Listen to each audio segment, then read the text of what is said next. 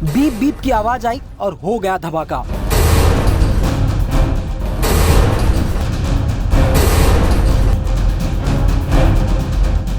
ये धमाके 1 घंटे तक होते रहे, जिनकी चपेट में आकर 9 लोगों की मौत हो गई, जबकि 2800 से ज्यादा घायल हैं। लेबनान और सीरिया के इलाकों में एक के बाद एक हुए पेजर ब्लास्ट से पूरी दुनिया हैरान है।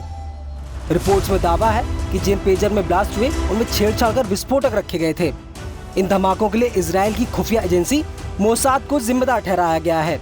अब सवाल ये है कि आखिर पेजर में ऐसा कौन सा विस्फोटक रखा गया था जिसे 1 घंटे तक पेजर ब्लास्ट होते रहे। दरअसल इस विस्फोटक का नाम है PETN यानी पेंटा इरीथ्रिटोल टेट्रानाइट्रेट, जो एक रासायनिक सब्सटेंस है।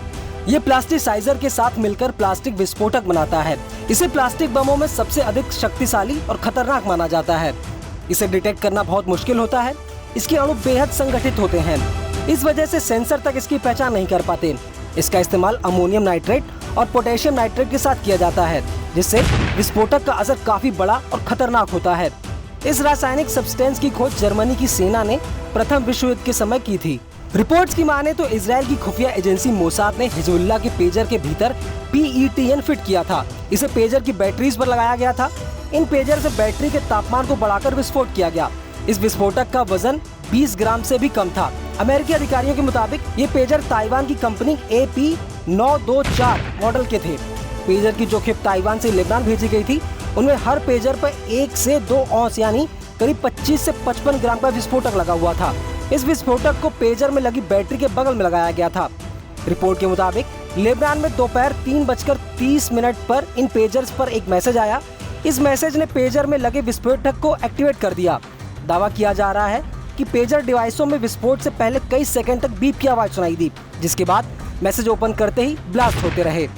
हालांकि ये पहली बार नहीं है जब मोसाद ने इसका इस्तेमाल किया है। इससे पहले मोसाद, लश्कर-ए-तैयबा, हिजबुल मुजाहिदीन और अल-कायदा जैसे आतंकी संगठन भी इस रसायन का इस्तेमाल करते रहे हैं। मीडिया रिपोर्ट्स की माने तो ये धमाके दोपहर 3:30 पर हुए, जो करीब 1 घंटे तक होते रहे। ये ब्लास्ट लेबनान की राजधानी बेरूत, दक्षिणी लेबनान और सीरिया के कई इलाकों में हुए। इन इलाकों को हिजबुल्लाह का गढ़ माना जाता है। अब सवाल ये है कि आखिर हिजबुल्लाह के लड़ाके पेजर का इस्तेमाल क्यों करते हैं। दरअसल पिछले साल 7 अक्टूबर को इजराइल पर हमले के बाद से हिजबुल्लाह के टॉप लीडर्स ने अपने लड़ाकों को कम्युनिकेशन के लिए मोबाइल या इंटरनेट के बजाय पेजर के इस्तेमाल का आदेश दिया था। इसके पीछे वजह यह है कि इजरायली सेना और मोसाद लगातार हिजबुल्लाह के लड़ाकों की लोकेशन ट्रैक करती है। पेजर की खासियत यही है कि इसके इस्तेमाल की लोकेशन ट्रैक नहीं की जा सकती।